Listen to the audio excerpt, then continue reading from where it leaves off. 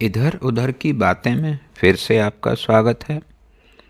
कुछ दिन पहले प्रथम एनजीओ की annual report of education status I है, जिसमें वे हर साल ग्रामीण भारत के बच्चों के शैक्षिक स्तर का पता लगाते हैं। इस बार की रिपोर्ट के मुताबिक 14 से 18 साल के 56% बच्चे 3 अंकों में से 1 अंक का भाग देने वाले सवाल हल नहीं कर पाए। 25% बच्चे अपनी मातृभाषा में लिखा हुआ भी नहीं पढ़ पाए।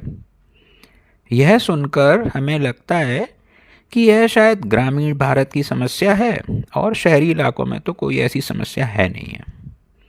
यह सच है कि शहरी इलाकों में स्थिति इससे बेहतर होगी, लेकिन जो कुछ भी हमारे पाठ्यक्रम या करिकुलम में है, उस स्तर की जानकारी हमारे पास ना होना बहुत ही आम बात है। यह प्रयोग हम अपने आसपास कर सकते हैं।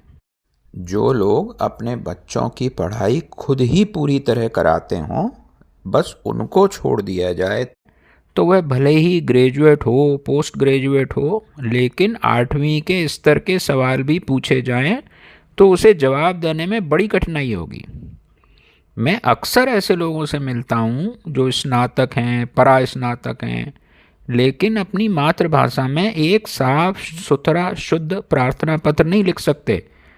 कुछ को गणित के साधारण सवाल हल करने में भी दिक्कत आती है, और बहुत बड़ी संख्या उन लोगों की भी है जिनको इतिहास, नागरिक शास्त्र आदि की बुनियादी जानकारी नहीं है। भूगोल भी कई लोगों के लिए समस्या होती है।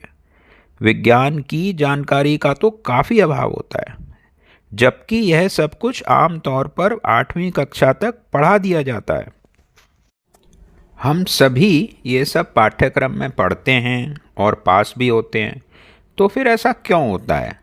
या तो हमको वह उसी समय ठीक से नहीं पता होता, या हमने वह बस किसी तरह पास होने के लिए रट लिया होता है और फिर तेज़ी से सब भूल जाते हैं।